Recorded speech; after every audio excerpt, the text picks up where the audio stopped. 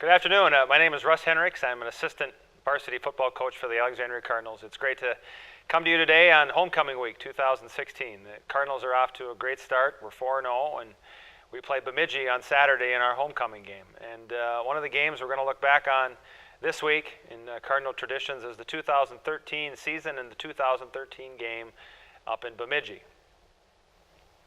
The Cardinals were coming off of their first win against Grand Rapids the week before at home. And so after getting on in the victory column, we went up to Bemidji for the 7th game of the year on a Friday night in the middle of October. And good evening once again, everyone. Welcome back to Bemidji State University, where the Cardinals are going to take on the Bemidji Lumberjacks tonight in a Central Lakes Conference football game. The Lumberjacks 5-1 in the year, the Cardinals 1-5. And it's a cool, damp, windy evening here in Bemidji. The wind is blowing off the lake, and I'm sure probably 15 to 20 miles an hour, and it's drizzling off and on. And Bemidji had become a powerhouse. 2 years previously, they were in the Prep Bowl, and they had a lot of starters back from their previous team and an experienced team, and certainly a lot of weapons on offense and defense. Cardinals started the game off on defense. Bemidji took the opening kickoff and went down and scored. Made the extra point, and it was 7-0. Down to the 16, it's 1st and 10 for the Lumberjacks. This drive started back at their 20-yard line. And the fake, now the pitch back to Bose. Bose to the 10, the 5. He breaks a couple of tackles. He's going to be brought down at about the 2-yard line. It might be enough for another first down right there by the goal line, but again, option play this way. He was the pitch back. We took care of the quarterback, but not the pitch. Well, that's a 14-yard gain. It will be a first down. 1st and 10, or 1st and goal for the Lumberjacks at the 2. So the Lumberjacks give the ball to Bose. Bose straight ahead, touchdown. Cardinals battled back and forth, certainly trying to, like I said, on defense, just stay in front of them. Offensively, we put a drive together, and our senior quarterback, John Vogler, scored on a long touchdown run.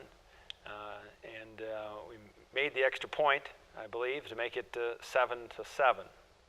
The Lumberjacks with 2 left, 2 right, and Hinrichs in the shotgun, looking upfield, and he's got time, going to throw it up in the middle. It's going to be picked off by the Cardinals. Gorghuber at the 50, back to the 40, to the 35, down the right side to 30, 25, 20, and driven out of bounds.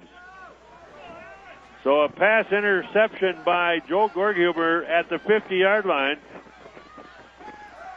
And the Cardinals have it in great field position with 17 seconds on, or 1:13 on the clock here in the first quarter, trailing by a score of the ball. And Vogler being hemmed in, gets away from the rush. Now he's up to the 30-yard line, 25-yard line, 20 down the left side, and he's going all the way for a touchdown. No penalty flags that I can see. The Cardinals within a point of tying up the ball game as time is run out on the clock here at the end of the first quarter. Vogler, 38 yards for a touchdown. That is a 35-yard drive for the Cardinals in 3 plays to get the touchdown. Yeah, Vogler showed quick shiftiness, quite beautiful shiftiness. He got tackled twice in the backfield, shifted both ways, broke about 3 tackles, and then he was free. Now the snap, the kick up by Kuhn is good, and we're tied at 7. Later on in the first half, Bemidji blocked a Cardinal punt, and then they put together another touchdown drive, and we were trailing 20-7.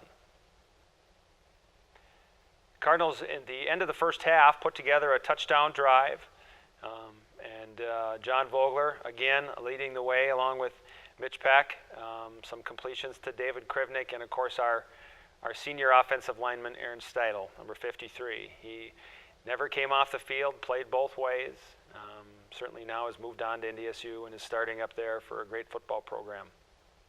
Minute 12 to play here in the first half. Vogler looking to throw. Now he's going to run with it. He's got some room. He's to the 30, the 25, the 20, and inside the 20 to the 18. And we'll see where they officially mark it. It looks like the 18-yard line. It'll be a first down for the 18-yard line, gain of 17 on the play for the Cardinals, and a first down. And we're under a minute to play with 57 seconds left. Vogler shotgun, moves Peck to the left side. Cardinals have, I think, one timeout left. I'm not sure. Now Vogler again on the run. He's inside the 10, the 5, down to the 4-yard line. Now has waiting for the snap and takes it straight ahead, and he's down. Touchdown! Vogler just bowled his way into the end zone for the touchdown. And now kicking the extra point will be Nienaber. Cardinals alternating their extra point kickers. Snap, and the ball up, and I think it's wide to the left. It is. So the score is 20-13 in favor of Bemidji with 27 seconds to go here in the first half. Start of the second half, the Cardinals came out on offense with a full house backfield. We had 2 linemen as our blocking backs. We had Aaron Steidel and Jeremiah Burnham, who was a sophomore for us playing, and then Mitch Peck as the halfback. And the Cardinals marched down the field, and we were able to punch one in and did not make the extra point, but the game was tied at 20. And they turn, hand off to Peck again, coming this side. He gets to the outside. He's to the 40, 45, and is going to be driven out of bounds at about the 48-yard line. Just slid to the outside, off tackle. Yeah, they went to, because of the field conditions, I would think, or the weather conditions, they've gone to that split T, quarterback underneath center, and 3 backs abreast in the backfield. At the 2-yard line, they'll come back with the same lineup. Now to Peck going to the left. He's up, he's into the end zone, should be a touchdown. They haven't signaled yet, but I saw him over the goal line, and they have not given a signal yet. Oh, that guy. Oh, 1/width of a foot. It's going to bring up 4th down at the goal line. Unbelievable spot in my estimation. Yeah. Oh man, I could see he was clearly in the end zone. Oh yeah, that was Here comes Vogler. Vogler's going to take it straight ahead, and he was in for a touchdown. Thank you. Bemidji took the ball, drove down the field, and right away on 4 plays, their high-scoring offense was able to put together some plays through the air and on the ground, and they retook the lead at 26-20. That was when the game really got fun and got interesting, and it's something that I'll never forget as a coach, and I know all of us coaches never forget it. Toward the end of the third quarter, it began to rain. Out up there, and then Kluver has the flat on that one. He was to contain, and of course, that makes it pretty tough. They give the ball to Bowes straight ahead, and Bowes being tackled by Cumberbatch gets enough for a first down at the Cardinal 23. Gain 4 in the play. And it's raining very hard right now. The wind began to blow. The only thing missing was Dorothy and Toto. And at the end of the third quarter, Bemidji had the football deep in the Alexandria territory, and we switched ends. And I remember coming over to the sideline, and us as coaches were talking to the players, and the players were saying it too. They're going to fumble. They're going to fumble. Got to be 2nd down. They ran one play, didn't they? Yeah. And the ball's on the ground. Fumble. I think we got it. I think the Cardinals got it. And the Cardinals do. So the Cardinals take over and stop the Lumberjacks at the 16-yard line. Who recovered the fumble? I'm going to say the defensive left end, which would be Steidel. So the Cardinals get the ball just into the fourth quarter. 11:55 here to play. And lo and behold, first play of the fourth quarter, they did. They fumbled. It was raining cats and dogs. We all looked at each other as coaches and thought maybe Lake George was going to overtake us. The wind began to blow. You could hardly see anything. And as a result, offensively, we couldn't do anything. We struggled to snap the football just to run plays. We ended up taking a safety ourselves. It was 28-20. Yeah, we were in a split T. I don't know. It looked like he was going to roll out and throw the ball. Yeah, I don't know what the play was. I don't know if he faked it in there. And there is we do have a nice passing play off of that. And they're actually back to the 4-yard line, so he lost 8 on the play. Now the Cardinals come with their 4 wideout set. No, 3 wideout set, 2 left, 1 right. You do not want a safety here. And Vogler back to throw, looking upfield. Now he's going to run with it. Gets to the 5, up to the 10, and is going to be brought down near the 12-yard line, and a flag thrown. So the Cardinals backed up now need to get out to the 26-yard line or so for a first down. And again, we're in shotgun. And we're right at the goal line. Vogler back to throw. Looking, he's going to be sacked. Safety. Got to get rid of it. Got to get rid of it. Oh, there's lightning. I saw lightning. So at that point, we kicked off from our own 20, and the wind was so fierce and so strong that the kick sailed into the end zone for a touchback. I can't even imagine what the wind must have been. At that point, it began to rain even harder, and you could barely see. And when we look back on the film, I don't know how the players stayed on the field, how we kept playing, to be honest.